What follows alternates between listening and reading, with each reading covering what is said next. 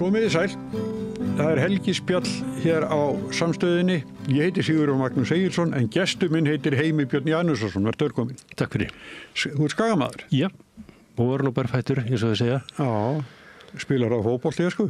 Nei, við vorum, minn árgangur strákarnir, við vorum mikið í sundi og körfubolta og enda við vorum hluta af punk-kynslóðinu, sko, þannig að við fórum ekki í fótbolta. Stelpunar gerðu það. Þeir fara á móti því sem að var. Ég held að það verið eitthvað svolítið. Stelpunar voru bara myndið við Kjarnan í landsliðinu í fótbolta. Já. Mjög sterkar. Já, alveg rétt. Já, já. Og þar á meðal er móðir Hákonar Haraldssonar sem spilaði landsleik í gær. Nú, ok. Já. Atvinnumaður í Lille í Frakklandi. Já. Og ég gerir góða hluti. En það er ekki tótt sérstakt að vera ekki í fótbolta. Maður lékur sér allir í fótbolta, sko. Já, en það var þessi, sko, fyrir tími Battavallana. Nú þessi frjálsu leikur hann alveg farinn. Það voru fullt af túnum og svæðum þar sem var bara verið í fótbolta. Já. Núna er ekki hægt að fara í fótbolta nema einhverju svona formlegum velli og eitthvað svona stýrð. Já. Þannig að það... Já. En var ekki fínt að vera allast upp á Skaganum? Jú, það held ég hljóta að vera. Það maður, sko, reyndar, pabbi var alltaf með netagerðarverkstæði á Seyðisfirði. Já. Og var þar meira og minna á þessu frá því við vorum lítil. Já. Svo fórum við bara austur á vorin. Já. Vorum á Seyðisfirði fram á haust og þá var farið heim aftur og pabbi var bara eftir. Eða kom og fór svo aftur austur og kom svo heim í jólin. Já. Þannig þess vegna erum við fætt í ágúst-september, sko. Já, en það er Seyðisfjörður. Já. Í dag er hann svona mjög fallegu bær. Mjög svo. Já. Og ég man enn þá eftir leikfélögum, sko, Skúla og Frikka og Dadda og þessu sem ég ekki heyrti að séð í 50 ár, sko. Þetta var yndislegu tími.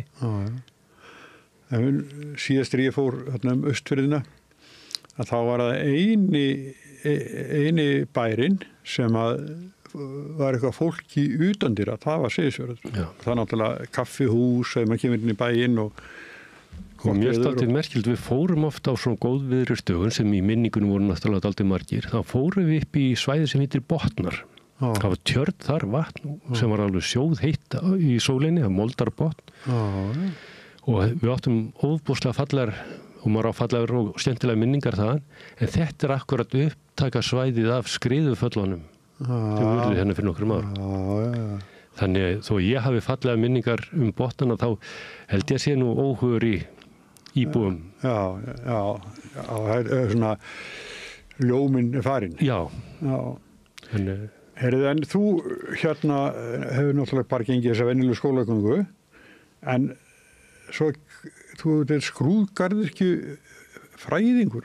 Já, ég reyndar lærði eitt sem hét offset ljósmyndun, sem var vinna litgreininga fyrir prentun.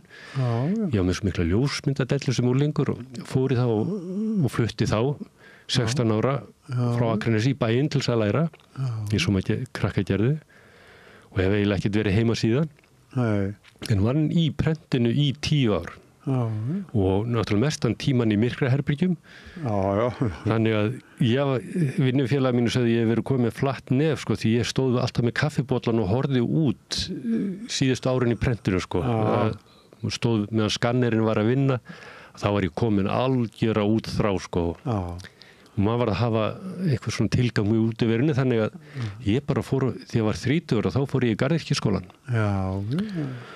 Má ég spyrja, í hvaða prentsmiðju varstu að vinna? Ég lærði í prentsmiðjunni grafík hjá Martini Viggórsinni. Síðan fór ég upp á Skaga í 2-3 ár. Síðan fór ég í Korpus og kassagerðina og Svansprent. Þannig að þú verið í litgreiningum? Já, og þá vorum við bara keypt, við vorum svo fá sem unnu við litgreininguna. Við vorum bara keypt á milli. Ég þekki það að þú blaða með skunni. Og sko ég hef aldrei verið á eins rosalegum launum eins og þetta síðustu 3-4 árin í þessu sko. En svo inniveran, hún átti ekki við þig. Nei. Þú vildur út. Já. Eins og Snorri útvilleg og ég fór bara, lærði hjá Björns og Guðna. Þeir voru snillingar í grjóti, þeir eiginlega komu grágrítið aftur inn í umhverfið. Og þeir voru með umhverfi Ráðhúsins, Ingólfstorg, Mæðragarðinn, allar hleðslur í Húsdýragarðinum, miðbæinn í Hafnarfirði. Og þetta var svona töff skóli, rosalega. Lærðu þú þá þessa?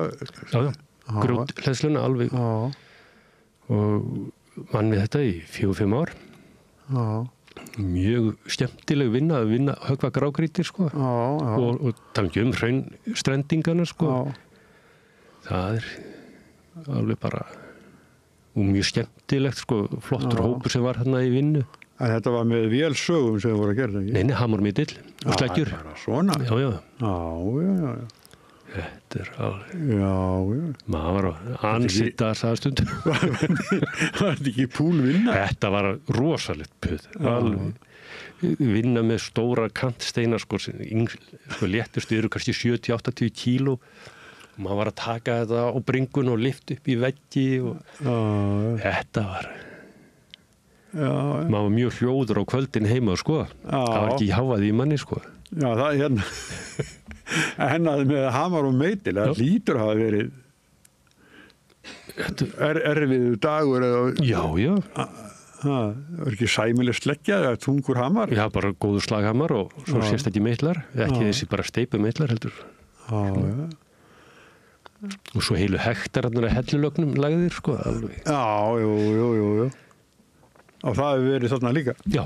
Þeir voru dálítið öflugir hérna Björn og Guðni, þeir eru reynda báðir látnir en mjög öflugir og svona þeir unni mikið sjálfir sko, þeir eru ekki mikið vera á skrifstofunni sko.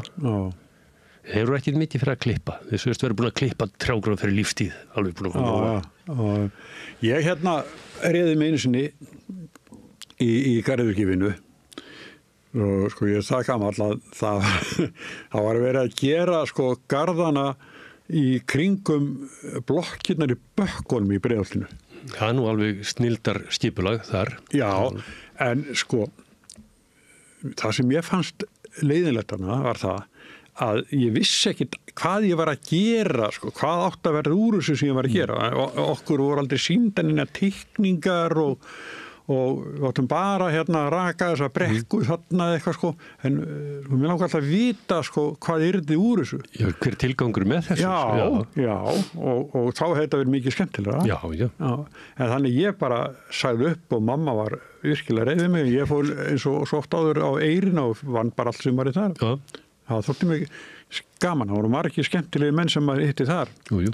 Á þeim tíma sko, En þú hafðir áhuga á þessu. Já. Og sko, þú ert núna kirkjugarðsvörður í Hólavallagarði. Já, umsjónarmaður með Hólavallagarði. Já. Og hérna, ertu einn á veturna? Já. Já. En reyndar maður aldrei einn í garðin, hann er mikið, sko, það er alltaf fólk endalist, sko, nágrannar að labba og maður er alveg með hreinu hverjir fæðingarólofi, þeir koma mikið í garðin því það er alltaf skjól og gott að labba með barnavagn. Jú. En ég hef hérna farið með þér í göngutúrum garðin og hann er uppfullur af minjum og minningum, listaverkum og það er hægt að lesa svo margt úr garðinu, hvernig bara hann endurspeglar skipulagshugmyndir. Það er svo bara og margar sögur líka sko, sem eru kannski lýsandi líka fyrir okkar samfélag. Til þess það er í lögum að það verður að vera fjárheld girðing í kringum kirkjugarða.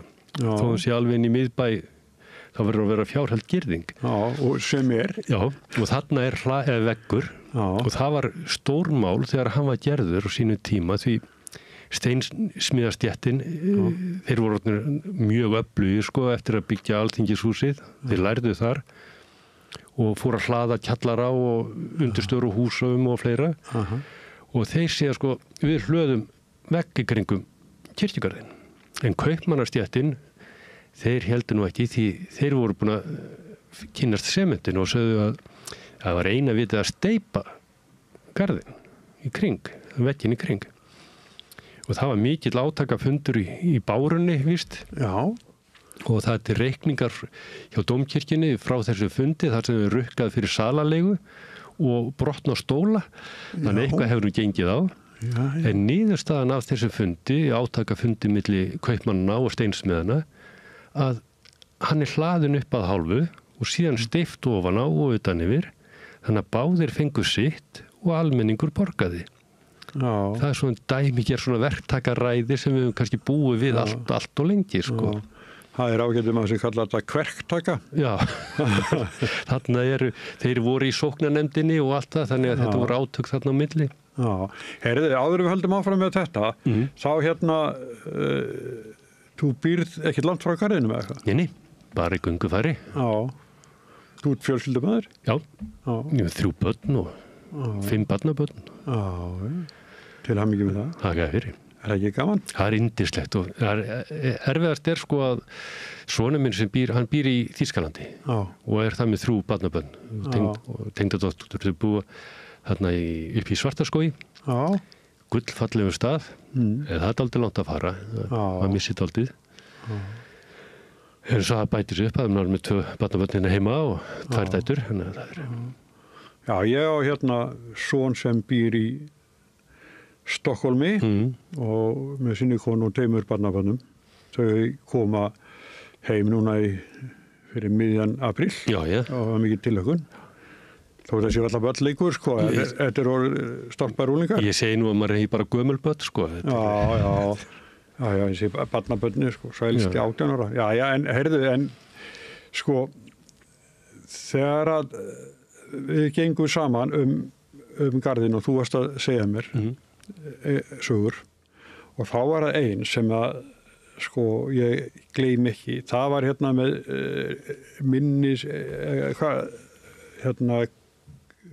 minnismerki Já, minningamark já. Steingríms Jónssonar fyrrundi biskups og Valgerði konu hans Já. Þetta er alveg ótrúlega merkileg saga. Já, því þetta er náttúrulega stórt og mikið fólk og hún náttúrulega sko Steingrímur náttúrulega fyrsti biskupinn sem er í Reykjavík. Sem? Er í Reykjavík. Situr í Reykjavík, já. Og hann sko náttúrulega Valgerður svo mikil gerandi í þessu. Hún er gift biskupnum í Skálholt, Hannesi Finns og þau flytja í Laugarnes. Þar deyr hann er miklu eldri en hún. Hún hafði erft föður sinn og það til þess tekið að hún fekk að halda arfhlut sínum, sko, að bræður hennar fór ekki með fjármál hennar. Hún réði sig sjálf. Svo erfur hún mannin sinn og allt skjalasafn Skálholtsstaðar og mikill skjalasafnari. Og hún er það valdamikil að hún giftist Steingrími sem var þá aðstofamaður biskupsritari og eiginlega gerir hann að biskupi. Var mikill aldursmunur á þeim? Þau voru jafngömul. Já. Og svo þegar að þegar Steingrími deyr þá far Jón Sigurðsson sem hafði verið biskupsritari hjá Steingrími upphaflega en fluttu til Danmerkur og þá far hann beðni að bara þar sem nú sé gamli biskupinn látin að hann sé beðin að hann á en minningamark og hún var náttúrulega ekki skotursköldi því að gera hennar rissar upp þarna stakket eða porti á skýrðingu í kringu reitin og svo stórt og mikið minningamark úr pottjárni líka sem svona stór bogi og þarna hinn og þessi tákn bagall biskupsins tákn embættis og leiðarstjörnur og svo ofan á þessu svona loftvirkisrósir ofan á þessum boga og svo upp úr stendur náttúrulega kross sem tákn trúarinnar og svo þegar maður fer að skoða þetta vel, þetta mark, þá kannast nú við formið og skrautið, því þetta náttúrulega bara endurspeglar alveg altaristöflun í dómkirkjunni. Hún svona í forminu og þar frelsari með bagalinn og svo loftvirkisrósir ofan og kross. En svo merkilega við að hann náttúrulega nafn Steingríms biskups, en Valgerðar getið aftan á legstein. Þannig að stað á konunnar á þessi tíma var ekki bara bak við eldavélina eins og það sagt, heldur bara aftan á legsteinu líka. Já, og hérna bara svona eins og ég nota núna bara til að merkja útihurðir.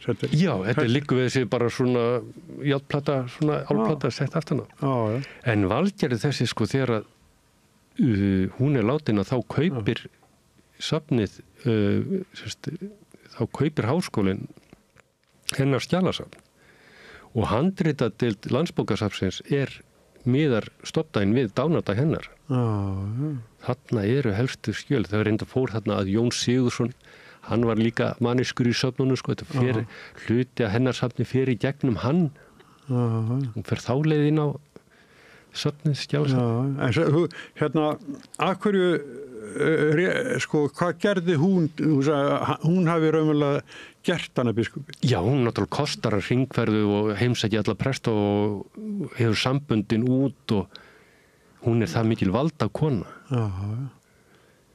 Og eftir að við hafi verið biskupsfrú. Já, og sterk, hún efnaðasta manneskja á landinu þegar þau taka saman. Þannig að þau eru sko sterk efnuð. Kannski eina kona sem hefur verið gift tveimur biskupum. Ég held að það sé alveg á reynu. Já. En þetta var taldi á þessi tíma valdið, þau voru ekkert fyrir það að láta valdið úr familíunni, sko. Já. Að bara eins og með vökukona, kona sem fyrst grafin í garðinum. Já. Guðrún Oddsdóttir, frú Sveinbjörnsson, og hún giftist ung, ekki manni með 5 börn, Steffensen, en á Hvítárvöllum. Og þau missa fullt, sko, börnin sem hann átti, þau dóu flest nema kvöldi 2-3 og öll þeirra sameiginlegu börn dóu. Svo deyr hann og þá tekur hún saman við Sveinbjörn, nokkuð, Þór Sveinbjörnsson, og hún kostar hann til náms í Danmörku til þess að taka embættispróf. Og Steffensen hafði verið orðin yfirdómari. Hún sendir Þórð í lokaprófi í Danmörku og hann fær gömlu stöðuna, hann fær yfirdómara embætti fyrir eiginmanns hennar. Þannig að valdið, staðan fór í gegnum ekkjuna, sem er aldrei merkilegt. Svo deyr hún, og þarna þegar garðurinn tekin hún fyrst sett hann í, og það sagt að garðurinn hafi verið tilbúin snemma sumar þetta ár. En það ekki viljað að grafa sér nánustu fyrstan í garðin því viðkomandi hefði gangast inn í hlutverk vökumanns eða vökukonu. Hvað segja okkur, hvað vökumaður og vökukonu? Viðkomandi vökumaður tekur á móti öllu sem eru borðnir til grafar og gætir þeirra og sagt að hann náttúrulega hvíla ekki í friði fyrir síðasti sé grafinn í garðinum og rotni ekki og það svona alls konar þjóðsögur í kringu þetta. Þannig að þetta ekkert eftirsóknarvert? Nei, en auðvitað var þetta bara stýring. Það var bara eitthvað, það dóið 3 þetta sumar og það var bara ekki nógu gott fólk til þess að vera hægt að vígja kirkjugarð með. Þannig þjóðsögur eru oft svona notaðar til þess að stýra fólki og það virka. Fólk gengst undir svona sögur og hún sagt fyrst grafin og hann segir í sinni sjálfsæfisögun Þórður að það var ekki fyrir en ég bauð hana fram í embættið að hægt var að vígja. Hann bauð hana fram. Yndislegt að lesa hennar texta frá honum og enda var þetta stór viðburð og það fylgdi henni hátt í 3000 manns til grafar. Það voru bara 1400 manns sem bjuggu í Reykjavík á þessi tíma. Og þetta heldur það sé rétt? Nei, hann ígir allt alveg. Hann sko drap Dauðahafið og valdi litin á Rauðahafið, svona, ef þú lest texta í bókinni, sjálfsæfisögunni. Hann gerði þetta allt saman. Ef þú gaman að kalla groppið, þá endilega að lesa þá bók. Það oft gaman að því. og í sérstaklega í þessu 180 ára fjarlægða þá þetta hálf hallarslegt og hlægilegt að lesa sjálfsupphafningu mannsins. Það alveg... En hvaða ár var þetta? 1838. Og þá var þetta þannig að það kemur til Íslands stiftandmaður frá Danmörku. Hann hefði gert einhvern anskotan af sér, ég veit ekki alveg hvað það var, en þetta var pínu svona refsivist. Að fara til Íslands, og vera stiftandmaður. En hann náttúrulega var maður upplýsingarinnar og sagði við Reykvíkinga, þið verða að flytja kirkjugarðinn úr miðbænum, hann var þá Víkurgarður, nefið Símahús og þar í dag. Að þarna var aðal vatnsbrunnur Reykvíkinga og það seytlaði vatn í brunnin sem hafði sígast í gegnum bólusóttar grafir og annan ófögnu. Þannig að Taugaveiki var nánast landlæg í Reykjavík. Og hann var náttúrulega maður þekkingarinnar, þessi Krieger, og fær þessum að flytja garðinn, en hann gerði fleira. Hann afmarkaði Austurvöll og sagði þarna verður ekki byggt og tók frá, þó væri bara komna 2 götur í Reykjavík, þá tekur hann frá horn þar, sem nú Lækjatorg, og sagði þarna verður torg. Og hann hér bara í mjög stuttan tíma, hann hefur þessi miklu áhrif á skipulagssögu Reykjavíkur. Og þetta er bara haldið sem hann sagði? Já.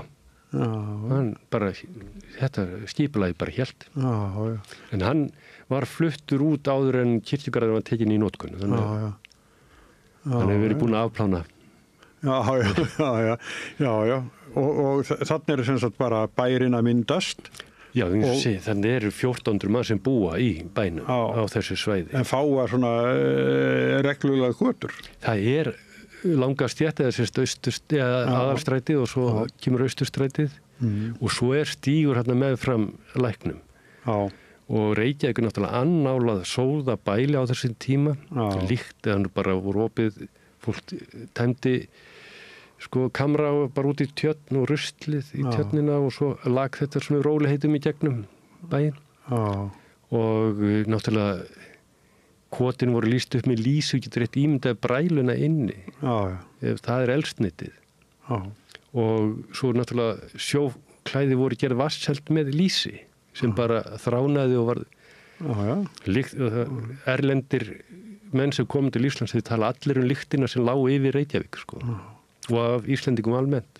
En hann gerði sitt, hann Krieger, hann má ég veta. Ég fór nú einu sinni í svona göngu Kaupmannahöfn og þegar var verið að þá hafi ekkert klóak verið, það hafi bara verið utandyra og það var svona þétt byggt og annað þá, hvernig hefur þetta verið, kannski góður í stöðum og hugsaður eins og í Reykjavík, það var sama fólki sem bar vatn í hús og tæmdi kamran. Já, en það sagði að Taugaveiki var bara... Ég sagði þessi nota ekki sömu fötur sem betur fyrir, en þetta Já, en alltaf því. Já, þetta verið pínu ástand. Já, sagði ekki í Nóbelskáldu okkar eftir mann að við höfum glemt að þvo okkur í 700 ár. Jú. Svo þvoði fólk sem þá notaði keitu. Nei, og með allt þetta heita vatn sem við höfðum. Já, við byggum ekki til salt. Nei. Og okkur bráð vantaði salt. Hvartlætja nokkru manna að búa þetta til. Nei. Samt höfum við ýmsa verkþekkingu, þetta er daldið. Mér finnst daldið merkilegt að það hafi ekki haft ræn á því að eima sjó eins og við gera í dag, þetta dýrðarinn í íslenska salt. Já. En þarna, við vorum svolítið eftir við náttúrulega lítil samskipti við önnur lönd, nema bara... Og ég held nefnilega að við áttum engar alvöru auðlindir, það var ekki takt að nýta okkur ekki eins og sem alvöru nýlendu, það var ekki uppur okkur að hafa. Já, það ekki kjötið eða hvað, sauðfé á fæti bara. Sauðfé kemur ekki fyrir en við lifum á nautakjöti fyrstu 100 árin, og svíni, og svo kemur kindin og hún mest rækt út á ullinni. Það var ekkert vera kynbætur að fá einhver svona kjötskrokka, þetta var ullin var aðalmálið. Já, einmitt. Og svo bara étið. Já, við hérna... Það er alveg heil stúdía og með greinir á hvenær sauðfé og hversu mikið og hvort þetta hefur verið almenn fæða. En svo höfðu við náttúrulega fiskinn og það var stutt að fara. Já. Og það var oft... Sem betur fyrr, þetta bátarnir voru nú ekki merkilegir. Þetta voru bara smá horni, svo það sagt, sko. Og fólk þurfti að fara, sjómenn þurfti að fara yfirleitt lengri leið, sko, til þess að komast í verin. Já. Þið fóru af Norðurlandi á Reykjanesi eða... og það var bara fótgangandi. Gengu þetta 3-4 dögum bara. Og oft lendi ég búin að lesa marga frásagnir einmitt hvað þetta gat verið erfið ganga. Já, þú sér það að Miðnesheiðin, hún er hvað 52 metrar há held ég. Já. Hún er svo heiði sem við tekið flest mannslíf. Já. Þetta er svo mikla villur því það er engin kenniliti. Nei.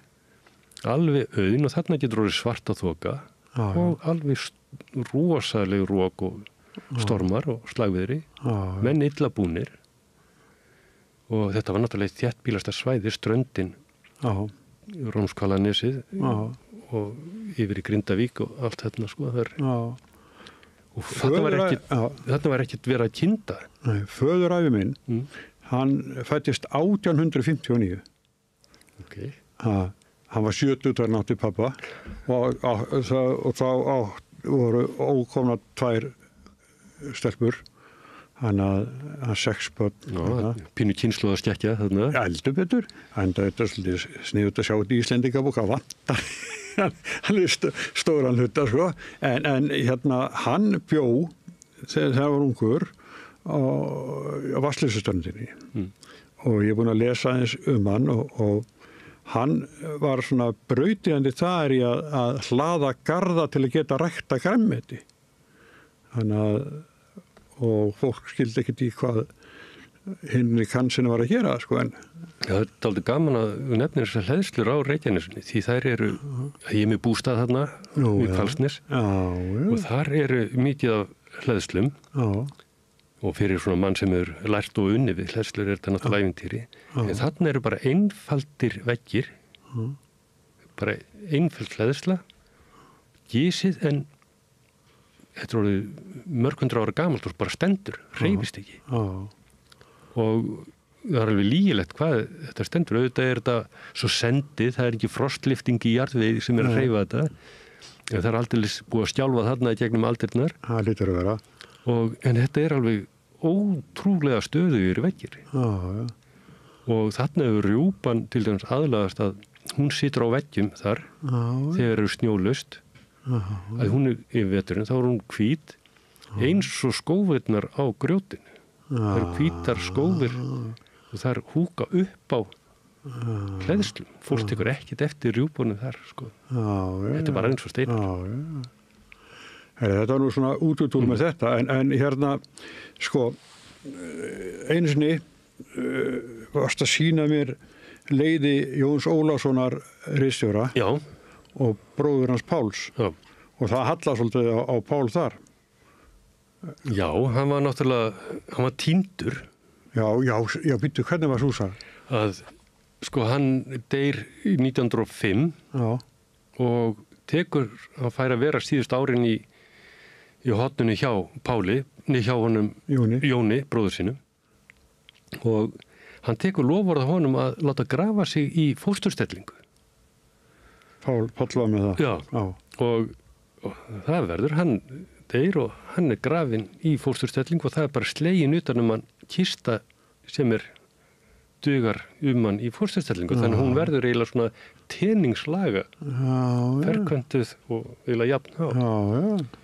Og hann er ekki borið til kirkju í útför, heldur bara útförin fer fram heima hjá þeim. Og það kemur háskólarektor og sér athöfnina og síðan er hann grafinn. Ragnhildur fer svo austur á land, konunars, eða ekki hann, og hún deyr bara 16 árum síðar.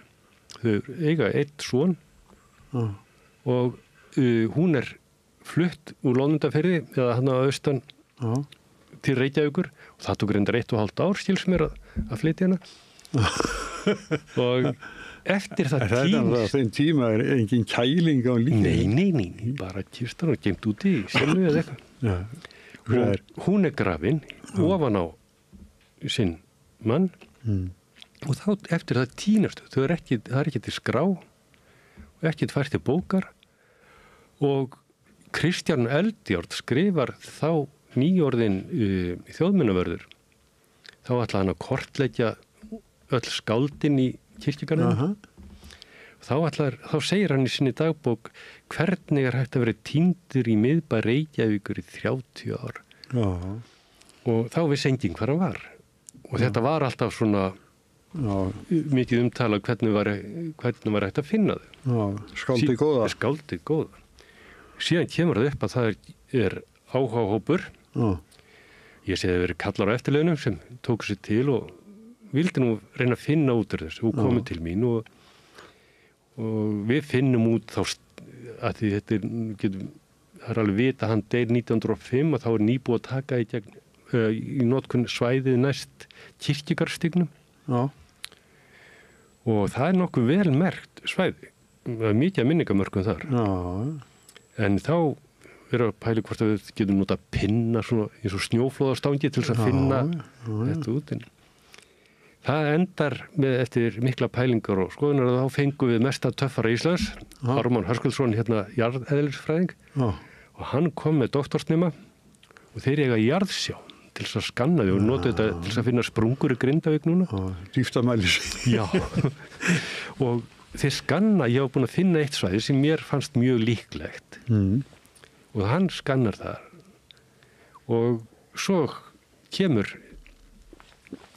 hann nokkrum mánuður seinna þeir voru orðnir ansi óþreyjufullir akademíu sem var að leita og þá kemur hann sýnir okkur í tölvunni hjá sér skannið og þá kemur fyrst sagt, aflangt rask sem er þá Ragnhildur og síðan undir því kemur ljós teningslaga rask þannig að það er hafið yfir allar skynsaman vafað þarna hvíli hann Páll en sem ætti ekki að koma neinum á óvart því í næsta reit við hliðina er Jón Ólafsson bróðir hans ritstjóri þannig að við hittum á þetta í fyrsta skoti og síðan var útbúin legsteinn sem kallast dálítið á við líkistu Páls því legsteinin tennislaga steinn þannig að það var mjög gaman að fá taka þátt í því Hefur meira svona að eru skrárnar nákvæmar? Nei.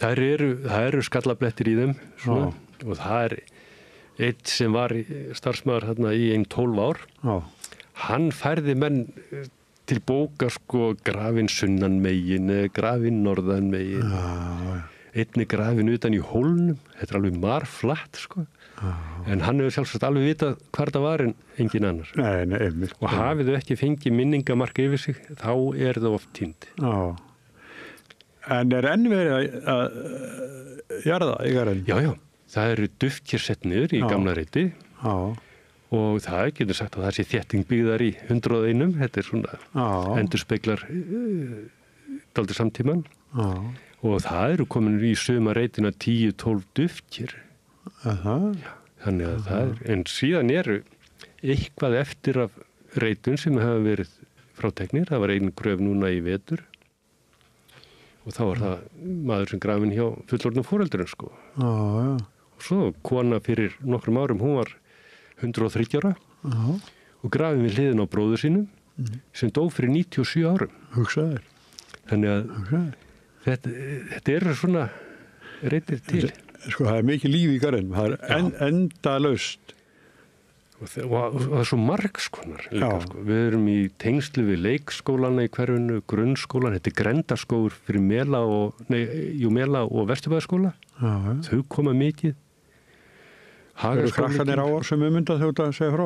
Já, þau eru komandi bara í verkefni þau eru að tína laufblöð og þau eru starffræðitímar þarna að reikna út meðalaldur fólks og það var að nota þetta í útikennslu og það koma hópar úr háskólanum þjóðfræðinni, safnafræði líffræði jarðfræði, þetta er eitt besta granitsafn á Íslandi þannig að þau koma að skoða granít náttúrulega leggsteinar og grjóti allstaðar úr veröldinni þannig að það er þetta að nota í svo mörgum tilgangi og nálgun og svo náttúrulega sögur eins og þú tala lífið, sko, það var skoðaður garðveggurinn, bara Ljósvallagötu minn, hún gerði það, hún Dóra Jakobsdóttir, heitinn, grasafræðingur, og hún greindi yfir 30 tegundur af mosa bara ofan á veggnum og þar eru 4 tegundur sem eru á válista Evrópuráðs,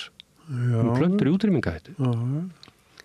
Svo erum við sveppi sem finnast hvergi annars þar á landinu, eða hafa ekki fundist það. Af hverju heldur þetta sé?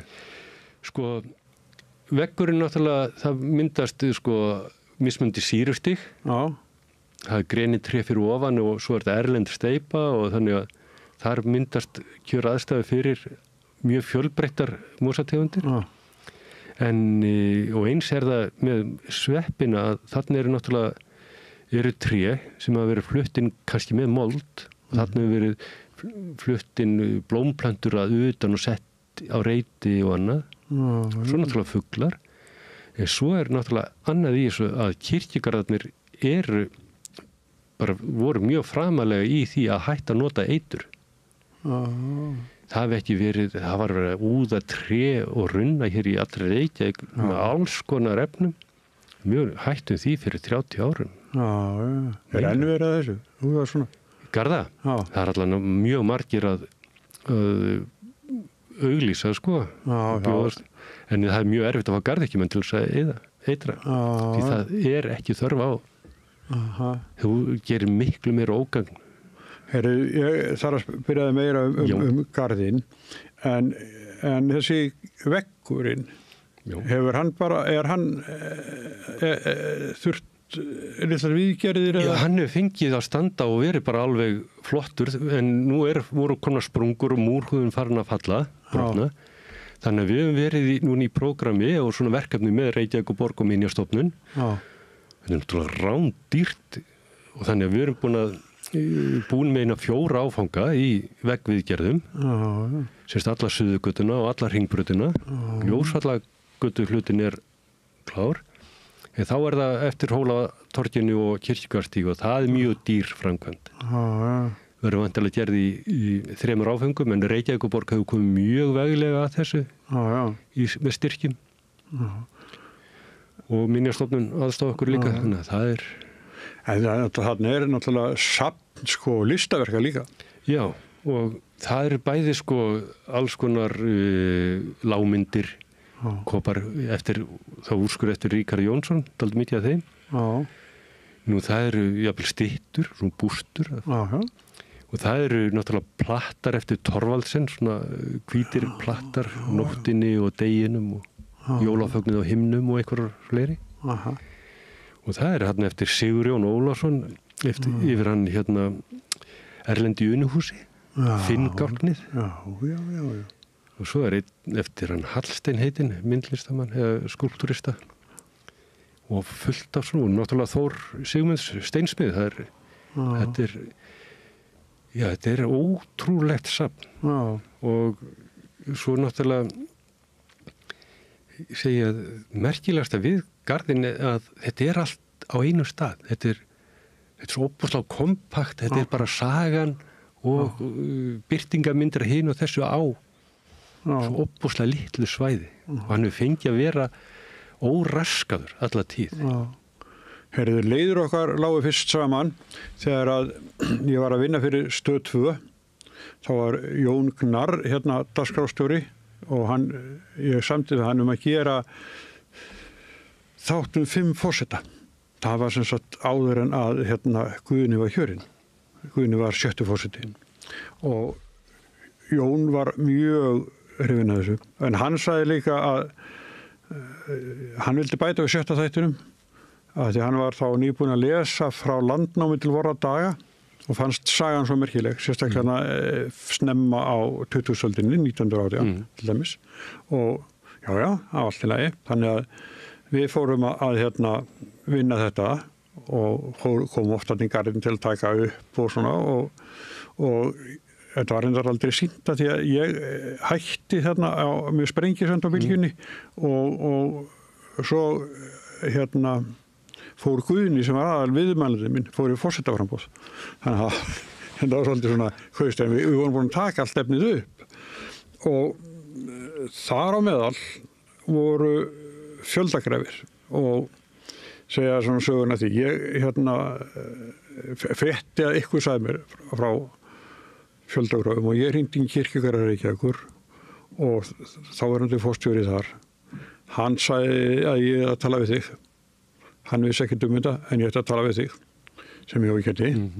Og þarna eru tvær fjöldagrafir og ég var eiginlega búinn að fá Kára Stefánsson til að kosta skildum hverjir væri í fjöldagrafunum. Og ég veist að vera hægt að rukka það bara aftur. En það er það sem vantar. Þetta er þetta ekki 7 í annari gröfun og 4 í hinni? Nei, það eru sko 17. 17? Í fyrstu. Já, í stóru. Já. Og sem skildu, þau dóu frá sko 37 börn. Já. Þessi 17. Og svo daginn eftir þá voru grafnar 5 eða 6 manneskjur í næsta reit við hliðina. Já. Og þá eftir það, þetta var sko í Spönsku veikinni. Já. Og sko þá var kirkjugarðurinn alveg sko stút fullur þarna haustið. Og það var búið að vera planað sko framlengja Garðarstrætið. Það myndi fara bara beinni línu út í Skildinganes. Já. En það var stóði stappi við landeigendur og það var ekkja frú Jónsson sem vildi nú ekki missa túnið þegar hún var með kýr og þurfti að heia. En þarna í nóvember þegar að líkhúsið húsinn, þau voru orðið 2, þá voru bara tróð full og líka bunkast upp og hörmungar ástand og þá er bara þessi lái veggur sem var þarna sem afmarkaði, hann var bara tekið niður og teknar þessar grafir. Já. Og þá var grafin þetta sem var uppsafnað og síðan fór að taka þetta svona skipulega þannig að það var tekið frá fyrir þá eftirlifandi maka og annað sko. En maður oft verið að hugsa um hvernig óskopunum var þetta hægt að deyja eitthvað 189 á, þetta eru bara 3 vikur. Og þetta er bara búið í desember, þetta bara er í nóvember. Og við verstu aðstæður, sko, það var friðin í jörðu þegar ekki? Og... Já, sko, þetta er náttúrulega búið að vera frostaveturinn hann á undan og mjög kalt sumar. Og en það er, sko, já, eftir að gera Netflix-seríuna 1918 á Íslandi, sko. Þetta er að byrja náttúrulega með frostavetri. Síðan verða miklu jarðskjálftar á Suðurlandi og hérna. Og síðan fer Íslandsbanki á hausinn, verður bankarun vorið. Síðan kemur hérna eldgos, svona Katla fer að gjósa og svo Spánska veikin og svo lýsum við fullveldi 1. des. Það er öll kerfi hrunin. Alveg, allt í klessu. Allt í steik og það er ekki hægt að segja þetta sé gert í fylliríi því þetta fyrsta heila bannárið þar sem ekkert áfengi var til sölu. Þannig að þarna er alveg efni í heila Netflix-seríu held ég. Verið alveg skelfingar ástand. Alveg svakalegt. En þetta að lýsa eftir hvað gerum að þegar allt er hrunið. Lýsum við fullveldi. Já. Er þetta veruleikaflótti eða hvað er í gangi? Á köldum degi 1. desember 1918 við stjórnarráðið. Og þá er Jón Magnússon forsætisráðherra. Hann er fastur úti í Danmörku eftir að vera klárað þessi enn samning og meðan deyr dóttir hans ófrísk úr Spönsku veikinni.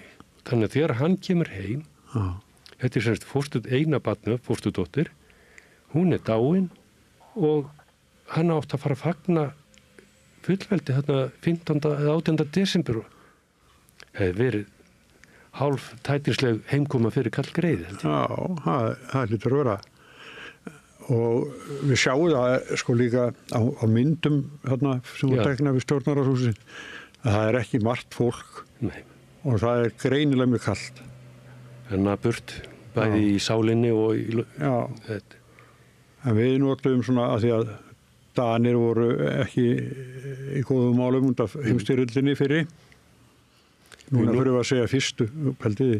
Já, hugsaður, við sko, ég skil vel Danir er að tala illa okkur, sko, því við notum tækifærið í stríðslok 1918 og hvað gerum við svo 44?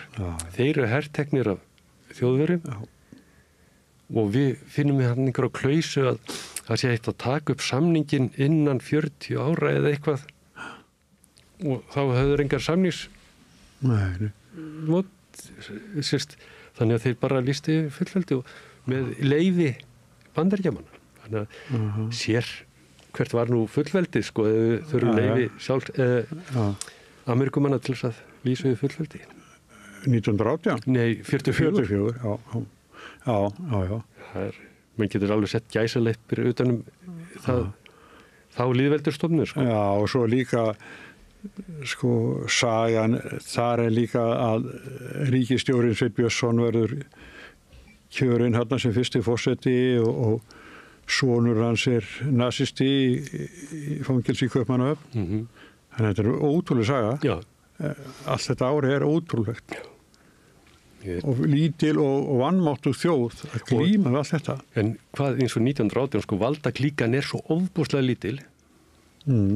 Þeir eru, sko, forsætisráðherrann Jón Magnússon og forsætisráðherra og biskup Íslands, þeir eru giftir systrum. Og mávarnir, Sturlubræður, mávar þeirra sem voru ríkustu menn í Reykjavík og annar var í nefndinni semjum fullveldi 1918 og hinn hýsti dönsku sendinefndina og svo náttúrulega þriðja systir, hún var gift vígslubiskupnum fyrir norðan. Þannig að þetta voru bara valdastéttum voru 5 manns og réðu bara öllu. Já. Hún er það kannski ennþá svona fóminn. Hár þín úr. Nei, svona stóra valdastéttin. Já. Herðu, en hérna, þetta var nú ekki að vera viðtalið við mig, en formóðu mín, Steinu frá Sjöundá, hún var flutt úr líkansleifa, fluttar úr Skólavörðuholtinu og í Garðin. Já. Það er, sko, þau eru náttúrulega, þau að fara yfir söguna, sko, þau eru sakfellt fyrir morð. Já. Þau voru byggu hérna á tvíbili, Jón og Steinun og svo hann Bjarni og hún Guðrún. Og það gerði svona vísitasja, prestur kemur í heimsókn og skrifa lýsingu á bænum þarna ára áður og það sem er að gefa svona palladómar fólkið og þá er sagt að Jón hafi verið svona lítill fyrir mann að sjá og ekkert góður sjómaður og ekkert góður bóndi en Steinun kvenna fríðust með síða fléttinu á bak og búkona hinn mesta sem hann verður bara heillaður af Steinunni, sko. Svo fer hann að lýsa fólkinu hinu hjónunum sem voru hann í tvíbili og þá er náttúrulega Bjarni kallmenni hið mesta og harður sjósóknari og bómaði mikill og augum gneistuð og kallmennsku en Guðrún hóstaði. Það er eina eiginlega sem er sagt Guðrún að hún hafi hóstað. Síðan verður að Jón týnist, finnst svo sjóreikinn og Guðrún deyr skömmu síðar og síðan taka sveitingarnir eftir að Steinun er kasólett og þá fara illa tungur á stað. Og þau eru ákærð fyrir að hafa drepið makar sína og flutti í bæinn og ég meina átti að hafa sett rottueitur í mat hjá Guðrúnu. Hvað gerir mann með rottueitur 1700 og eitthvað á Barðaströndinni í Torfbæ. Og svo Jón, hann náttúrulega finnst sjóreikinn í Ós, það sem hefur aldrei fundist ekki rekaspýta, sko. Dálítið sérstakt að. En þau eru dæmd sek og til lífláts, en hún deyr í fangelsum Steinun. Og þar sem hún var sakakonna, þá mátti ekki grafa hann í kirkjugarð, þá er hún bara husluð upp í Skólavörðuholti í alfara leið, því það var aðal innkomin í bæinn. Ég er rétt. En Bjarni var sendur til Kristjasann, ég veit ekki hvort að þeir buðu lægst í verkið eða hvað, en hann var tekinn að lífið þar og á mjög hryllilegan hátt, sko, útlimi brotnir og ljóta lýsingar og svo hausinn höggvinn af, sko. og síðan skrifa Gunnar Gunnarsson Svartfugl þessi.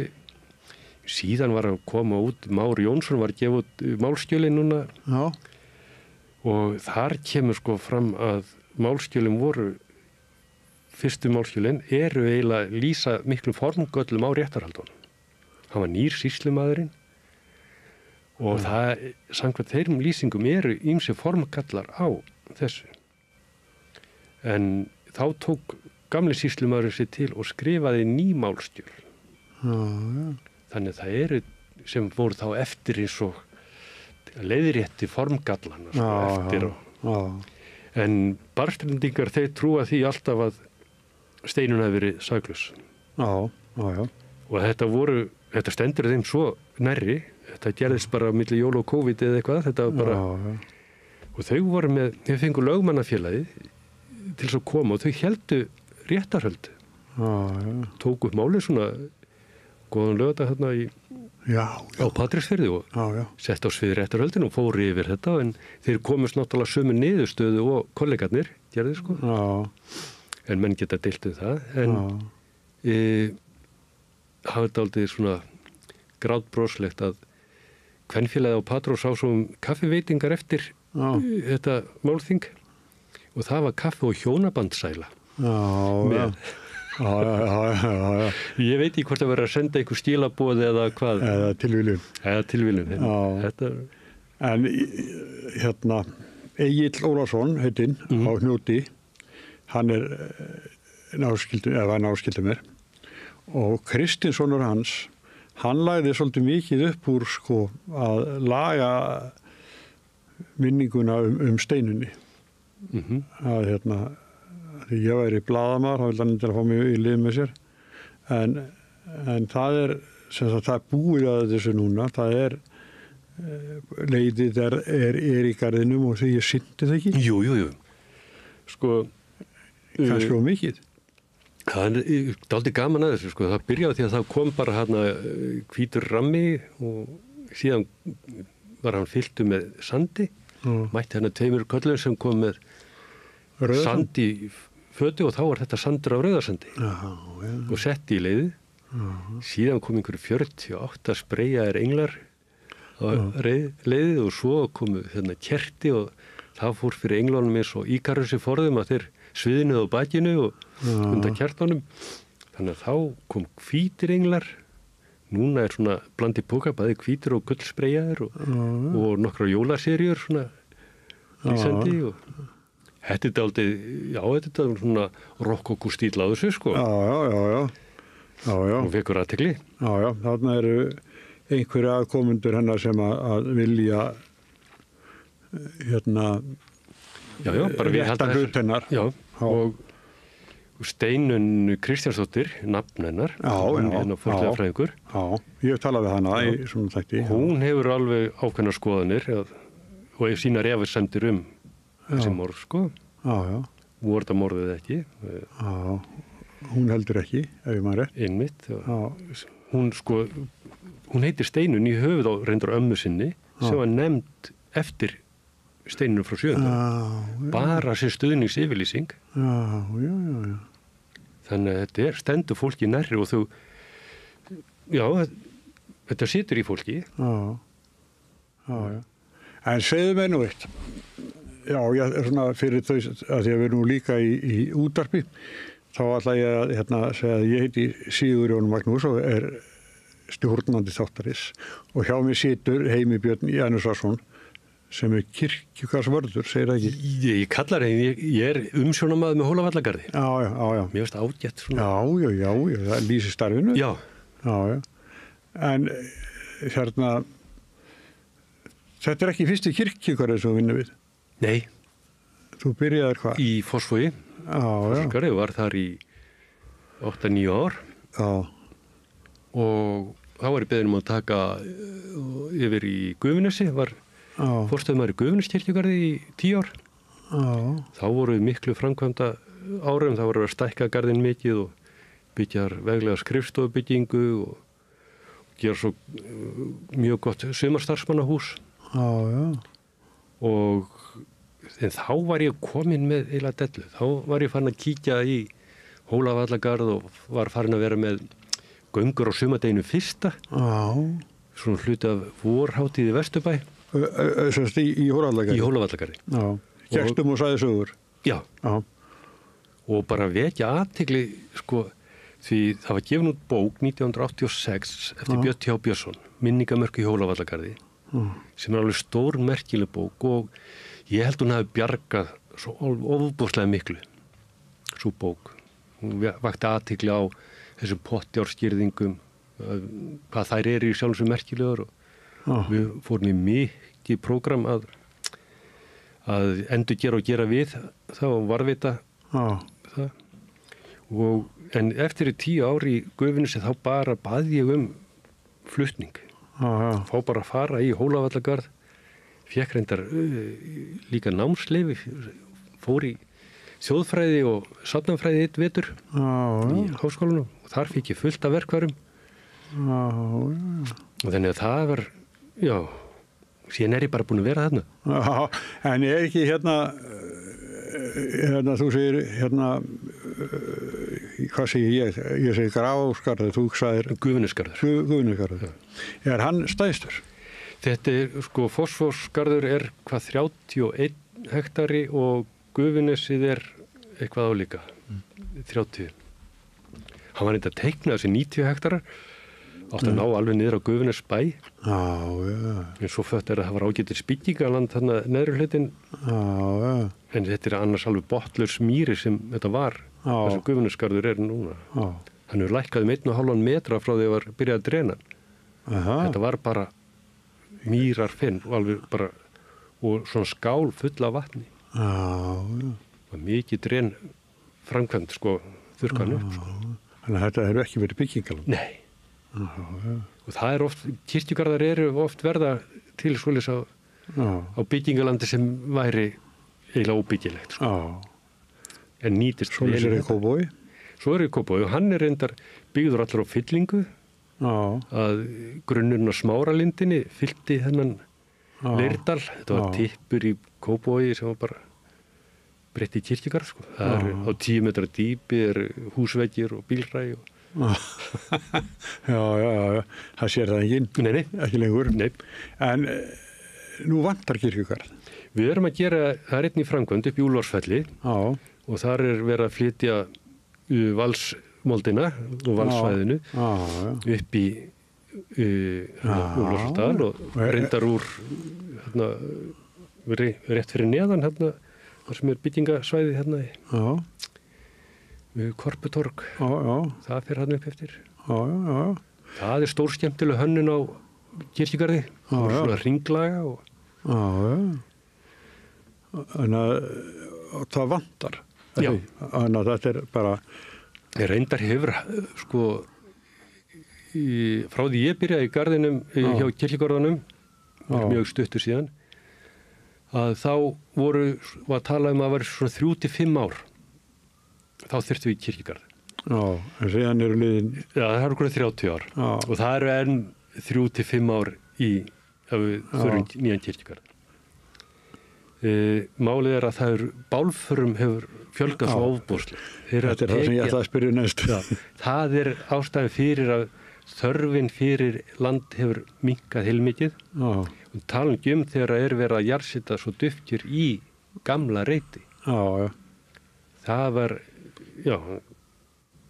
það alveg frábær nýting á landi, sko. Og þá fólk, þá eru fleiri farin að sjá reitin, fleiri kynslóðir, þannig að þá oft, betra viðhald á þeim og fallir og veglegri. Ég þekki þetta úr eigin lífi, báði foreldrar mínir voru sem brend. Þetta sko bara alveg frábær, sko, framhaldslíf, segi ég, á kirkjugörðum, sko.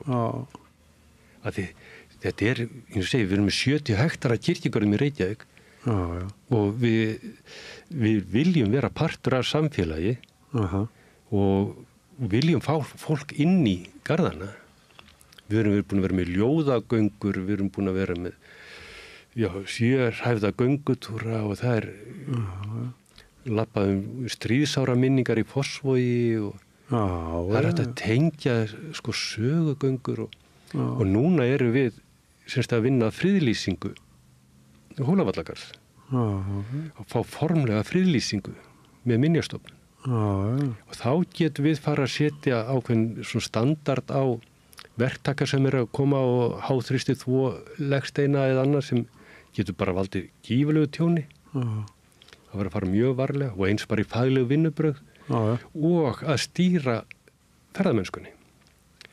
Því það koma hópar í kirkjugarðinn af túristum og það er einn af hættunum við ferðamennskuna. Það getur verið átróðningur og sett ferðamanna og þá eru þeir farnir að ganga á tíma og pláss okkar því þetta getur verið mjög viðkvæmt mál og ég hef lent í því að fá hópa inn í Hólavallagarð í hádeginu á aðfangadag sem voru að koma í boði ferðaskrifstofu og upplifa hátíðarstund í kirkjugarðin þar sem fólk var að koma og setja í kerti og jólaskraut á leiði ættingja og þeir voru með myndavélar með stóra linsur og svo skálaði bjór. Þetta var rosalega skemmtilegt og stemming hjá túristunum. Þetta var mjög erfitt. Ég hitti vinkonu mínar sem voru að koma með kerti og þetta voru fyrstu afalausu jólin hennar. Og það voru bara einhverjar kamerur og linsur og þetta var ekki gott. Nei. Þannig við viljum hafa samstarf, við viljum stýra, þetta verður að fara alltaf á forsendun kirkjugarðar, þetta er kirkjugarðar, en við viljum fá fólk inn, við viljum fá fólk komi og virði þetta og njóti.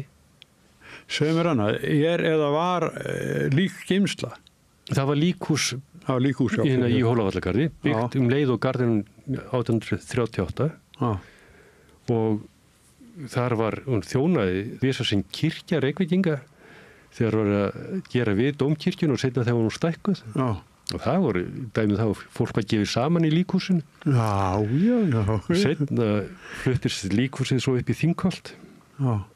Og Þorbergur Þórðarsson segir frá því í ofitunum, hann misti nú sveindóminn hérna bak við líkhúsið. Og þegar við lesum þá bók í dag að þá er það frekar, þetta þótt alveg drepfyndin lýsing á sínu tíma en í augun nútíma fólks er þetta óhugguleg lýsing á vændisköpun tveggja menntaskólanema og er ekki samþykkt í dag með þessu sem eitthvað bráðfyndið. Nei, svona breytist þetta. Og okkur fer fram, ég er að segja það. Hægt og bítandi. En talandi það að, svo verður þetta sunnudagaskóli fyrir Vesturbæinn áður en Neskirkja er tekin í gagnið. Þannig að krakkarnir fóru í líkhúsið í sunnudagaskóla. En hefur þau verið myrkfælin? Nei, aldrei. Þó að sé lík í geymslunni og myrkur og þú letar ekki truflaði? Nei. Ég er frekar forvitin og ég man eftir, ég og bróður minn, einu ára eldri, við fórum einhvern tíman á Akranesi inn í Hesthúsahverfi fyrir ofan Akranes kvöld að það voru einhverja svona sagnir drauga og sátum þar og ætlum að verða vitni að þessu. Við vorum held í 7-8 ára eitthvað. Og það gerðist ekkert. Nei. Ég er alveg laus við alla handanhyggju og allt það. Já. En hafa starfsmenn hefur verið það eitthvað hafi er eitthvað hljóð eða er eitthvað það er einhverja sög ekki sem hendur á fessandi. Nei. Herðu, en hvað er lífið utan garðsins? Aftreyingu eitthvað ertu með? Ég er náttúrulega með sumarhús á Reykjanesi. En ég segist nú ekki fara út nema og kaupi þar, Kona mér sér mikið garðyrkjuna þar. Þetta er lítið svart tjargað hús og það þarf að sinna því að tjarga og það eru 69 gluggar, svona franski gluggar, svona rúður. 69 rúður í húsinu, þannig að mikil málingavinna. svo franska rúður og það hvítt í kringu það og svo síðan kemur rauður rammi og síðan tjargaðu viður í kring. Þannig að það lífstíll að eiga hús við á sjávarsíðinu á Reykjanesi. Það hlýtur að vera. En svo bara, garðyrkjur, svo náttúrulega verið mikið í félagsmálum, bæði innan garðyrkjunar og fagmálum garðyrkjunar og vettfangi ASÍ og umhverfismálunum. Og þannig að tónstundur fara mest í Reykjanesitt, litla húsið þar. Já. En þú ert sæmilega stóra fjölskyldu, þú sagði það upp að þið. Ég segi, þetta við erum mikið í sambandi, sko, dæturna búa bara í næsta nágrenni við okkur í Vesturbænum.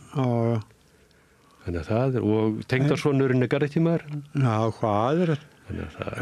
En skagamaður býr í Vesturbænum, ertu á Káringur eða? Dætur mínar sluppu við fótboltabakteríuna. Það þarf að vera í tónlist og öðru. Já, þannig að þú ekki þurft að hafa afsýn. Ég var alveg laus við boltaumræðuna. Enda, ég meina, ég ekki partur af þessu fótbolta. Ég var meiri í sundinu. Ingi Þór og Ingólfur, þetta voru landsfrægir sundkappar, það voru mínum árgangi. Ingi Þór Jónsson og Ingólfur Girsara. Sem leiddist svo seinna út í maraþonhlaup. Þú? Nei, hann Ingólfur. Nei. Ég þekki fólki minni fjölskyldur sem hlaupið nokkuð maraþon. En tölum aðeins eitthvað allt annað. Tölum heimsmálin. Já. Er ekki rétt að þú ert vinstri sinnaður? Jú, ég komin á miklum krötum, skils mér. Já, en þetta ekki farin vinstar með þá? Jú. Kannski ég bara eins og gömlu kratarnir voru. Kratarnir fóru eitthvað annað. Já, þú ert félagi í VFG eða Jú. Vinstri-grænnum. Já. Og búin að vera kannski... Mjög lengi. Já. Og ég nú svona pressað á mig síðust árin að ég var enn í VFG með þetta stjórnarsamstarf og ég sagðist nú ekki alltaf ég ekki að VFG þó fórustan hafi gert það. Já. En jú, hjartast slær vinstra megin og ég félagshyggjumaður eins og faðir minn. Svo maður vitni í kveðskapin, sko.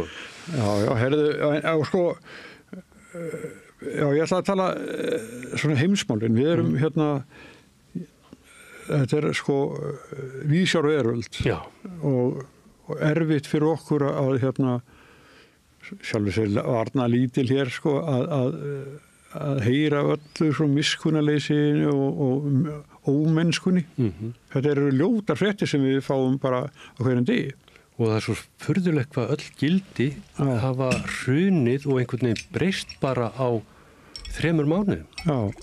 Það var umræða að búa að normalisera alls konar haturs orðræðu sem bara, ég held að værum búin að útrýma. Kann ekki einu sinni sem þessar orða sem eða hugsun sem verið að nota. Og þykir bara allt í lagi. Og bara Úkraínu og Gaza sko, að þá einhver vopna þá bara leið og þau út þá bara komið og bomberað á saklaust fólk. Og það það sem alltaf fórnarlöpið, það saklaust fólk. Ef þið myndu nú bara vera að drepa hvern annan þessir það líka sko. Hermenninir, þeir eru þessi stjórnendur þessara landa. Já. Ég bara Ger út þetta bara með hanati. Já, ég meina, þetta skelfilegt allt í einu eftir, maður hélt að maður værum komið lengra. Að friður í Evrópu þó hann hafi verið brotættur gegn Júgóslavíu og það hafi verið stríð á Norður-Írlandi og við segjum alltaf að það hefur verið friður í Evrópu frá 45. En það var náttúrulega hafa verið styrjaldir og við höfum tekið þátt í styrjaldum í Írak. Við erum með Evrópusambandi sem átt að halda frið, tryggja frið. En það gengur ekki alveg? Nei, og það held ég að sé skelfur, menn getur kannski deilt upp af við, en staðan í dag allt í einu Ameríka sem var boðberi frelsis. Hvar eru þau í dag? Leggja niður menntamálaráðuneytið. Þeir ætla að leggja niður menntakerfi almennings. Þetta alveg ótrúlegt. Þá bara búa til maura þú fyrir konungana Musk og þess að Royal sem að verða og við sjáum til hver verður sett upp erfðaröð, verður Trump yngri forseti eftir 3 ár. Sko, það ekki óhugsandi. Nei, sko, hvað þeir að pæla? Það verið að brjóta niður öll kerfi. Já. Ég heldur reyndar að ef hann verður við sæmilega heilsu þegar þetta er búið Trump eldri, að þá fari hann að koma með það að hann geti víst verið í frambúð aftur að það eru 2 ára röð fyrir ekki tala með. Ég held að verði ykkur átökum þetta. Já. Og þeir fara alla leið, þeir fara eins langt og þeir mögulega komast. Og eins og þegar taka við Grænland. Og ef þau gera það í nafni þjóðaröryggis, þá hljótar þau þurfa að hafa hinn hliðina á geitinu milli Íslands og Grænland. Það er engin infrastruktúr í Grænlandi til þess að servera hernám og námavinnslu. Nei. Þeir þurfa útstöð og það eru þá... Þeir er náttúrulega byrjað að byggja hann upp hérna minni sig og spurðu hvorki kóngni prest. Nei, og þurfti þess ekki. Nei. Byrjuðu bara að byggja þetta. Já, og með þess að varaflugvöld í pökkum. Já, tilbúin. Það er náttúrulega, sko, ef það fer að flæða hraun einhver staðar, þá geta þeir bara að slétta það. En þetta er, sko, hann er einhver hugmyndafræði í gangi sem maður vill ekki eins og setja sig inn í þetta. Nei. Ég vill ekki skilja þetta. Nei, en sko, mér finnst svona ósmekklegt, sko, hjá Donald Trump að vilja vera að flytja fólkið á gasastöldinni bara eitthvað var að börja með það og laga til eftir eyðilegginguna og gera það bara sælureit fyrir á blóðpollin á blóðpollinum sko. Þetta er því sko Riviera Austursins, bara ég menn í hvað orða að nota þetta sko. Hugsaði sko mannvonskun og mannfjandsamleg heitin sko. Algjör bara og þetta er fólk sem klappa fyrir þessu. Já. Herðu, en þú ert félagi í Vinstri grænum og þú er ekkert sagt úr flokknum þessum hremmingum? Nei. Ég sá mér myndaður okkur í félagsfundi. Já, það er.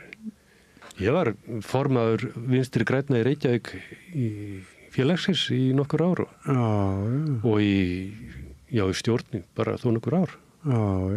Rítar og gjaldkeri og varaformaður og fekk aldrei að vera meðstjórnandi. Það var gert kúp þegar ég var í framboði sem meðstjórnandi og þeir komið nýjan lista og hörðu alveg skipti á öllum stjórnarmönnum.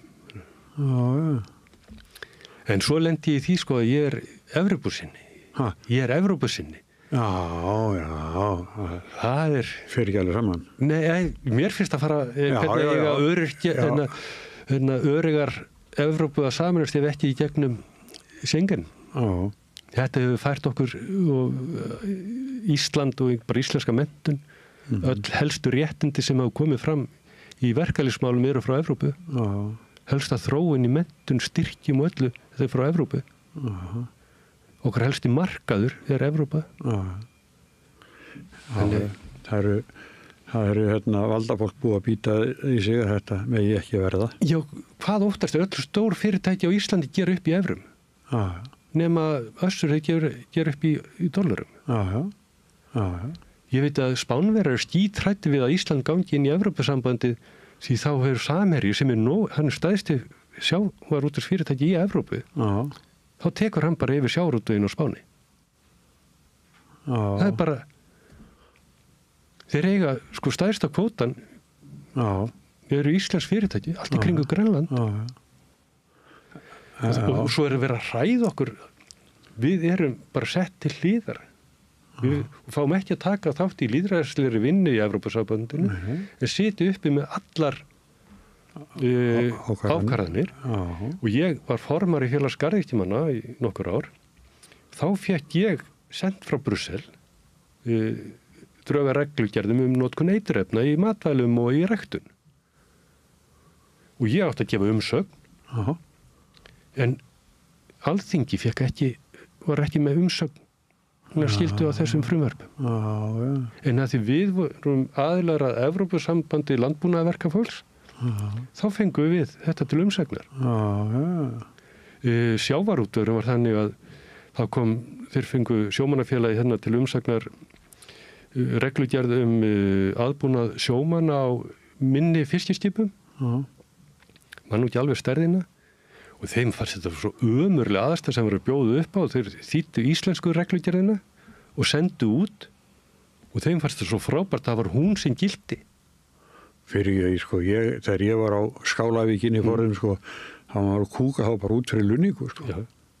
Og við erum konni lengra, við okkur farið fram líka þarna. Og stýrimaðurinn bara hélt í hendunum hana meðan var að kúka út fyrir Lunningu.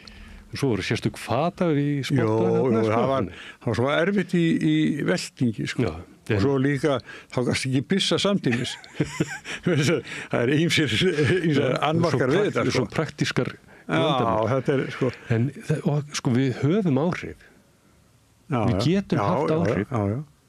Okkur vantar bara meiri mannskap til þess að sinna þessu að það er ekki veitt peningur í þetta samstarf að fara og vinna út í Brussel, vinna út í Strasbourg, inn í þessum alþjóðasamtökum og það er svo mikið populismi að þeir sendt út hagræðingatillögur að þá að skera helst niður allt sem snýr að erlendu samskiptum.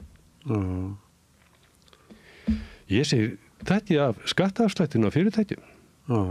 Þegar ég borga félagsgjöld í mín stéttarfélag, þá þarf ég að borga skatt fyrst af öllum tekjunum og borga svo, þannig að fyrir 50 eða 30.000 sem borga félagsgjald, þá þarf ég að þéna 60.000. Fyrirtæki sem borga félagsaðild samtaka atvinnulífsins, þeir fá skattaafslátt. En ekki við. Ekki við. Ég segi, rökki þessi fyrirtæki skatta af þessum, þetta eru frjálsframlög, akkur fáðu skatta afslátt, þetta er ekki til hlutverk félags að vera aðilega samtökum atvinnulífsins. Það er bara valkvætt. Náðu pening þar. En þeir eru fyrst og fremst stór fyrirtæki þar. Já, hverjir eru þessi starfsmenn sem helstu talsmenn samtökum atvinnulífsins, þeir eru ekki þessi fyrirtæki. Nei. Þeir eru bara að vinna hjá samtökum atvinnulífsins. Málpípur. Bara Borgartún 35 bara lobbyistar á 5 hæðum. Já. Það er bara þannig. Og sem er svo grátlegast í þessu, í fyrirtækjum sem eru á stórum hluta eign lífeyrissjóðanna. Sem er rétt. Og við sitjum hjá þar bara. Og að því þá verður svo mikið fagmennska í stjórn. Að sína manngildi og væntumþykju þykir ekki fagmennska. Nei. En að degra við fjármagnið, það er eitthvað voðar og gott. Hvað verður vinstrið? Ég skil nú ekki akkur píratar eru taldir einhverjir vinstri menn. Já, ég hef aldrei skilið það. Nei, en bara því að þeir fjölla þingi eitthvað, ég veit það ekki. En þá eru 2 vinstri flokkar, það er Vinstri grænir og sósíalistaflokkur. Já. Það er ekki að renna saman bara. Ég veit það ekki. Þeir eru að vinna saman, en búið til flettulista. Já, eða vera bara halda upp okkar helsti óvinni Vinstri grænna er ekki sósíalistar. Nei. Og helsti óvinni sósíalista er ekki Vinstri grænn. Nei. En þeir eru alltaf að nýta hvert í aðra. Þannig voru komar á móti krötum og svo hlæja hinir, sitja bara á fjórspytunum og fyrna Eti okkur saman. Já. Og þá liðið vel. Þá er þeir örgir Já. En þetta er samt okkur þykir, mjög þér greinlega, að staða vinstrisins er erfið og það verður eitthvað að gerast. Já, ég held að bara ástand heimsmála í dag kalli á mjög öfluga vinstri hreyfingu. Já. Og við þurfum, og eins í umhverfismálunum þetta er skell og að ungt fólk hafi ekki stigið inn í kröftuga umhverfisbaráttu því þetta gerir svo hratt. Þessi krakkar sem eru núna 25 ára að þegar að þau verða komin á minnaldur 60, þá eru Snæfellsjökull horfinn. Já. Það verður fullt á jöklum horfnir. Sjávarstaða verður komin, við þurfum alltaf að hugsa þá hugsun hvað hún verður og þó að séð bara 4-5 centimetrar þá voru að tala ágang sjávar sem nær og hvernig eru byggðir á Vestfjörðum? Þetta er allt á eyrum. sjór hækkar við erum með þekkta flóðasögu á öllum þessum stöðum. Jú, við og Hafnarmálur farin að bregðast við og allar bryggjur, þegar þú sér í dag, það brekka upp á allar nýja bryggjur því það er búið að hækka bryggjunar. Þeir ekki ráð fyrir að hækkun sjávarstöðunar. En bæjarstæði, það er ekki hægt að berga því. Nei. En já, nema mig bara brimgörðu. Já, og hvernig virkar það eins og hér á Reykjanesinu gerðist nú dagi? Já, bara öll ströndin upp á Skaga. Þriðja skipti sem verður, sko, hann reyndar slapp lifandi núna, en það hafa 2 banaslys verið á bryggjun á Akranesi, þar sem sjórin gekk yfir og hreinsaði fólk af bryggjunni. Þar fór allur neðri, eða í básendaflóðinu, þar fór allur neðri skaginn, eða sérst, það er svo kallum breiðin, hún fór allur á kaf. Það sem er núna á að fara að byggja upp eða? Já. Það var ekki Richard Stark eða hvað, einhver frægur arkitekt sem fór að teikna hús, þetta í kringum Vitan og það. Brim á landið, held ég? Jú, á stóra hlutu. Sá ágætt maður, Guðmundur Brimi. Af HB. Já, HB er nú bara farið úr náttúrulega og sem var kannski helt í lagi að þetta var orðið svo kauðst. Þetta var náttúrulega bara þessi saga sem gerðist. HB kaupir allt í Sandgerði. Jú. Og svo Hvítur og Skagan. Já. Hann var, Harald Böðarsson var Sandgerðingur.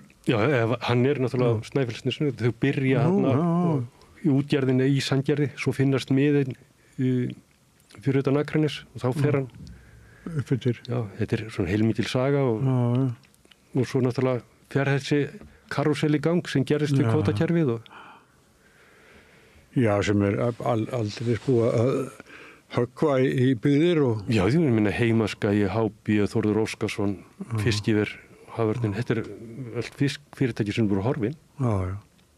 Og Akranes er sko á tímabili var mjög há hlutfall bæjarbúa sem vann á vöktum í Norðuráli, Járnblendunni eða Sjúkrahúsinu eða Semsersmiðni.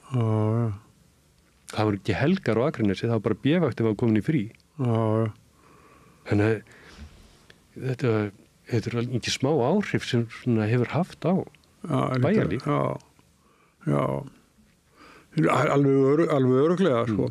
En það er hérna, sko, og núna hvað ég segja, bæjarfélög, sveitarstjórnir, ekkert í góðum málum, fjárhagslega, það er bara, það er vitlaust gefið, en segðu mig þá annað, fyrst að svona vinstri, hvað finnst þér þá um það að séu til dæmis ekki hækka í skattar á fjármagnstekjur og annað slíkt, sko, ekki sótt meira til þeirra sem mest eiga? Já, það er bara virðist vera sama, maður að fatta hvað er að gerast í Bandaríkjunum. Þá er það sama sem er að gerast hér á sömu leyti, að það er verið að brjóta niður samfélagskerfið. Hvort það er heilbrigðisþjónustan, það er alltaf verið að skera niður þar og bara heilbrigðiskerfið kostar, menntakerfið kostar. En það má ekki gera þetta samfélagsverkefni, en samfélagið á að borga bílastæði fyrir alla.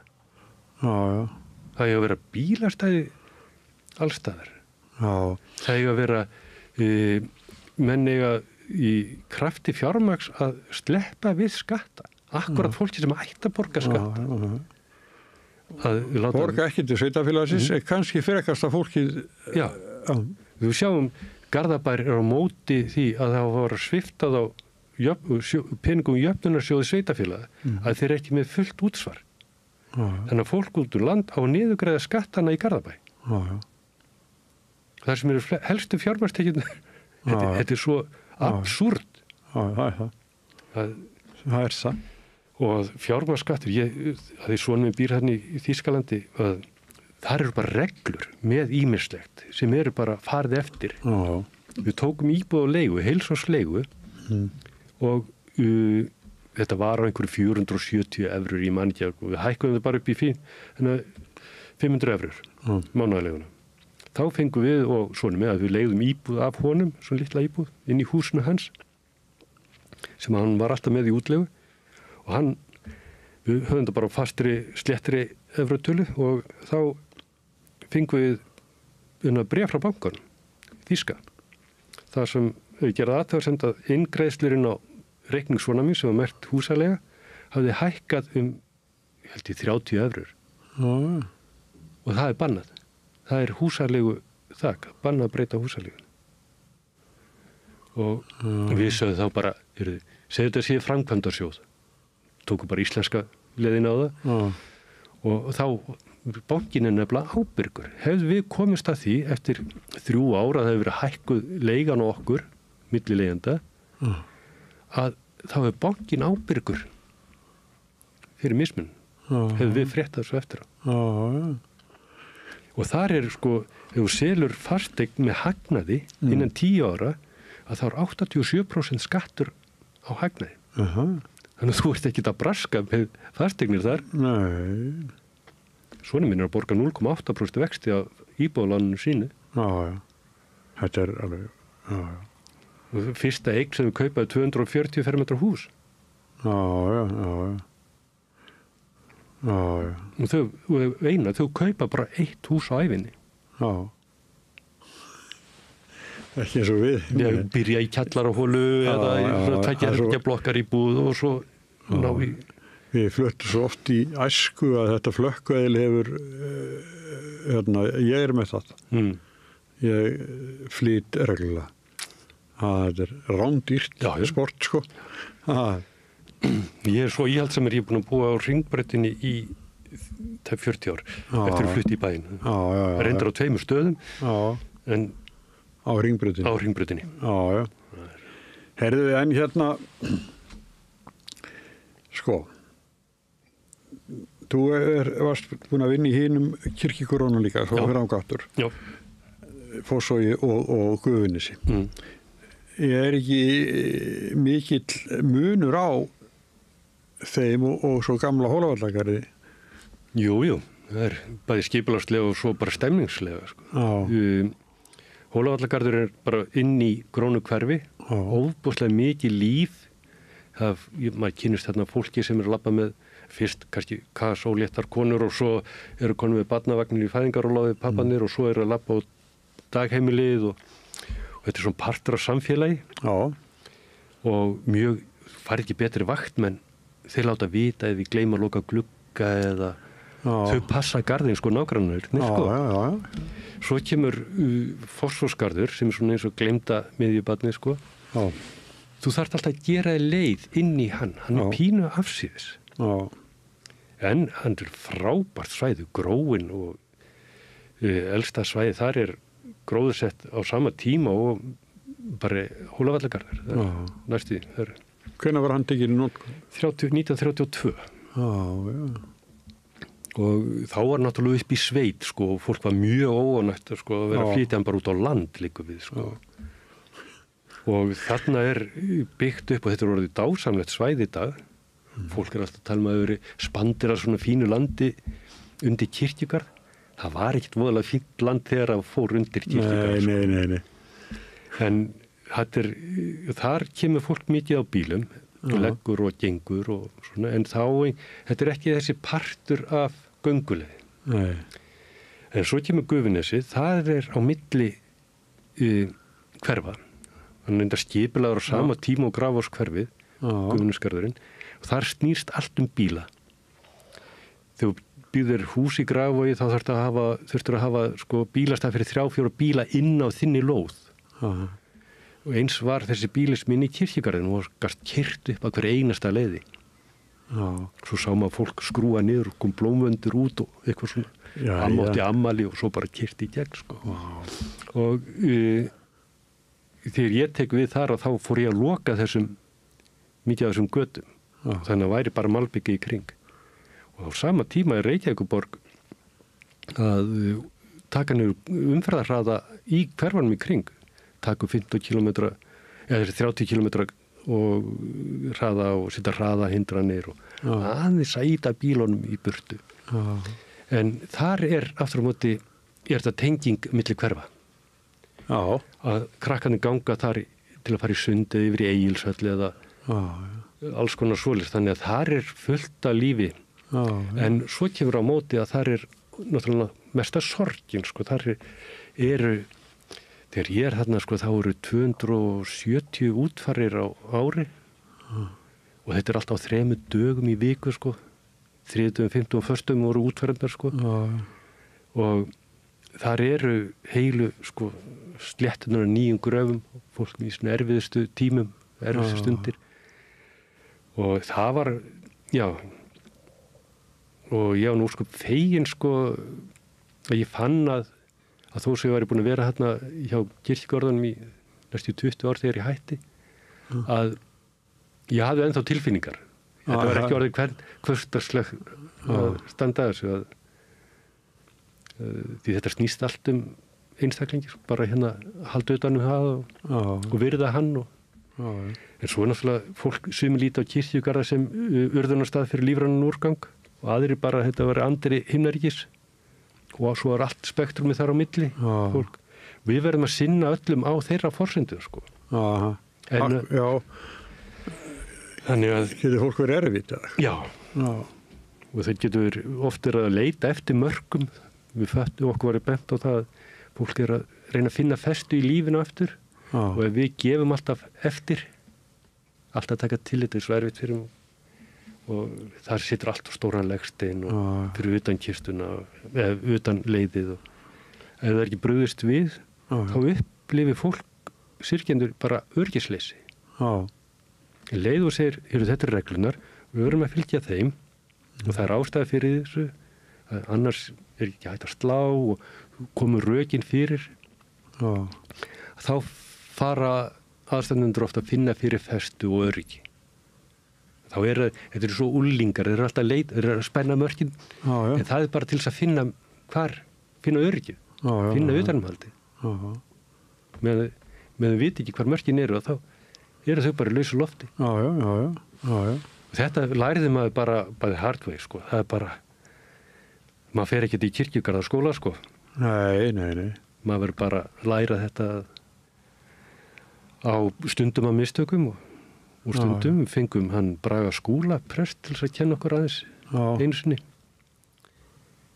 Og þetta svona, þetta öðruvísi garðyrkja, sko, kirkjugarða garðyrkja, sko. Það lítur að vera.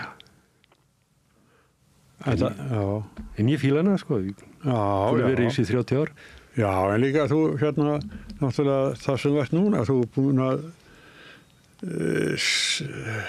fræðast mikið þetta og lagt á þér að þú þekkir garðið mjög vel. Ég þekki hann mjög og hef alveg, það er svo merkilt, þetta er reyndar mikið klísi að maður alltaf finna eitthvað nýtt. En það er líka bara að fá nýja sögur. Það aðrir fólk sem líka búið að stúdera.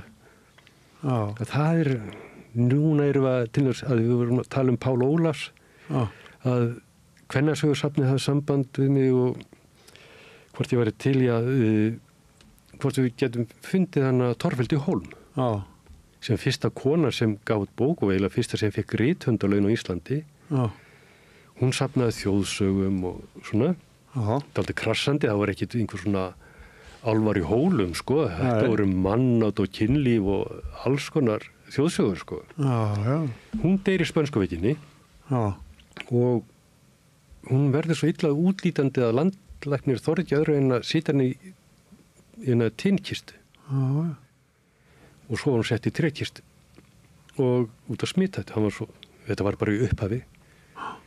Og svo hún grafin og þar sem hún átti engan afkomenda og þá var leiðin ekkert merkt. Og þennan dag sem hún grafin þá eru 6 aðrir grafnir og við vitum hvar þeir eru.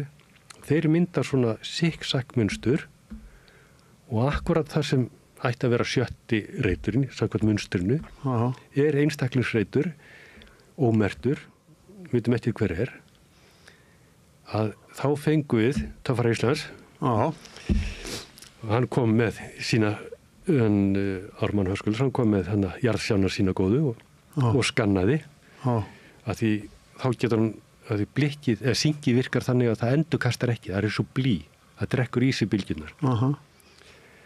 Og hann skannaði þetta en síðan er búið að vera eldgos út úr Reykjanesi, meir og minna, þannig að við erum ekki búin að fá niðurstöðunar ennþá. Þannig að það er mjög spennandi að fá þær niðurstöður svona ef það hægjast í eldgossamálun. Já, sem ekki að gerast. Nei. Við erum að býða því í næsta. Já. En við býðum spennt, þannig það ég segi alltaf það framtíð í garðinu, sko. Þannig, nú ég að útbúa nýjan göngutúr og þar ætla ég að heimsækja tónlistarfólkið, tónskáld og hljóðfæraleikar og söngvara og slis. Ég lofaði ég ætla ekki að syngja. Nei, en það sko tilefnið í ágæta göngu? Er það margt? Já. Ég bara ekki talið henni 10-15 manns, bara alveg Sveinbjörn Sveinbjörnsson, Helga, Guðrún Símonar, Sigfús, stofnandi Hörpunar, þú veist, það endalaus. Það nóg að taka. Systurnar Ólína Andrés, þær.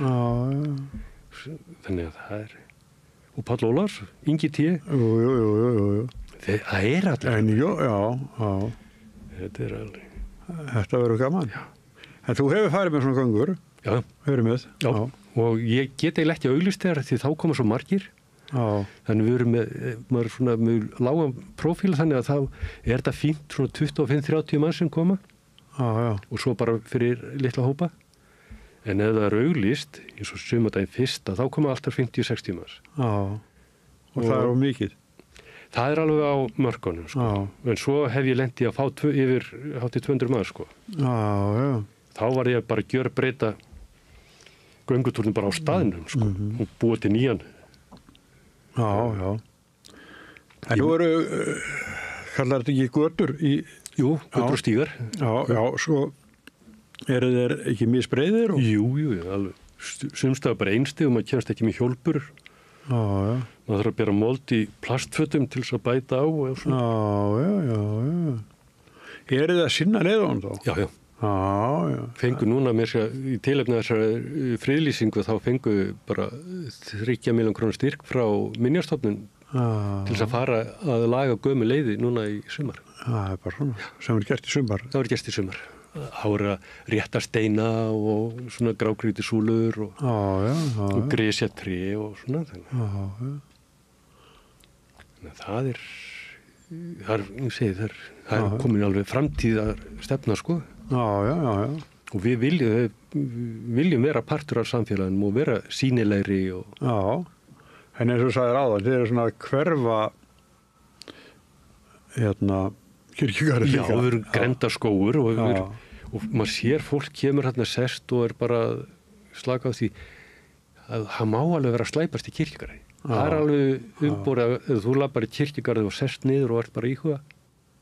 Það þú ert ekki að slæpast, þú ert ekki, það er bara umborið. En það má ekki hafa hátt? Sko, nei. Það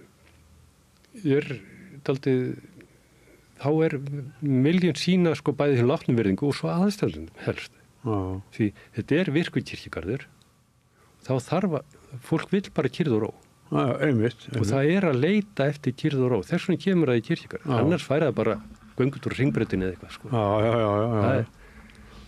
Já, ég skilji, þetta bara friðareitur, sko. Þetta friðar eins og segir þýskunni, Friedhof. Það fólk, ég held að við séum aldrei góðið í því líka bara að sína hvort öðru virðingu. Við eigum það alveg til ennþá. Já, einstinni. Já, tala ekki þarna, sko. Já, þarna, nákvæmlega, sko.